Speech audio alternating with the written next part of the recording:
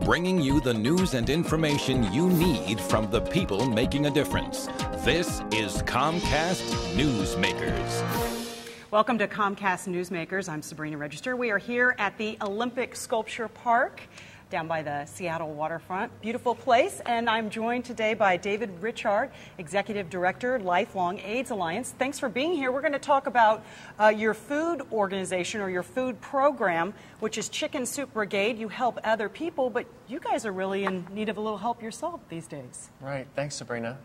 We are. This is a hard time in economic terms for all of us.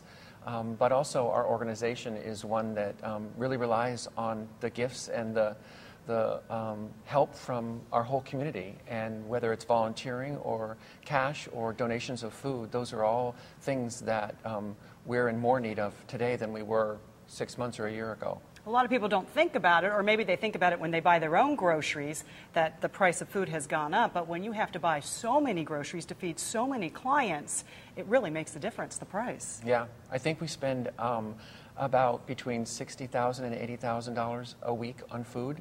And so if you can imagine that kind of a food bill for yourself, right, how difficult it is for us. And part of how we've survived over the years is about $500,000 a year comes into us in actual in-kind donations in food. So it's been one of the staples, if you will, for us for a long time, is for people to actually donate food. So we have food drives and all sorts of things. How many people do you serve, roughly? As an organization, about 3,500.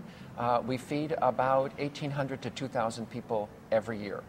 And these are people, and I think a lot of people are going to be surprised by this, it's not just people who are living with HIV. Right, exactly. So a number of years ago, we got a grant from the Paul G. Allen Foundation to start an innovative program to help to serve people who have life-threatening illnesses beyond HIV with food.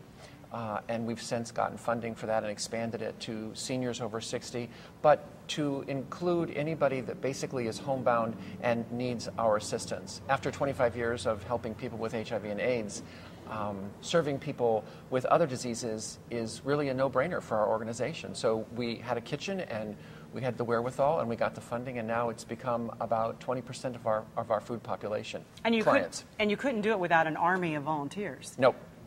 We have about 1,100 volunteers every year, and those volunteers donate the equivalent of about 13 full-time positions that we would otherwise have to pay. And we've got some pictures here. You've got a picture of one of your volunteers, and he's stuffing the bags here with the essentials that these clients need. Right. So we have a grocery program that essentially gives our clients the ability to create their own meals. But we also create meals for clients that are specifically sick, that are addressing their particular illness. So we have a meal program that will address about 17 or 18 different kinds of diseases in the sense that some are low chew, some are no salt, some are vegan, some are no dairy. It just depends on your illness, and the dietitians work with the chefs to make those meals so that overall, between the grocery program and the meals, we get clients about 1/3 of their weekly nutritional needs are met. David, talk about how has HIV and AIDS changed? You were saying that there's been a difference. The spending has not changed, but what has changed? So what's changed, I think, for our organization over the years is that in the past we were an organization that helped people essentially to die, and to die with grace, and to not die alone. Today, with the new medications, people are no longer dying, they're living. And so we've become an organization that helps people to live. And conversely, what that means as people are living longer and longer is that the numbers of HIV living in our community are getting bigger and bigger because they're no longer dying, which is a great and exciting thing. It sure but it stretches the ability of our organization to meet all those needs. DavidRichart, Executive Director, Lifelong AIDS Alliance. Thanks so much for being here. You're welcome. Thanks for having me, Sabrina. And thank you for watching Comcast Newsmakers, headline news at the top of the hour.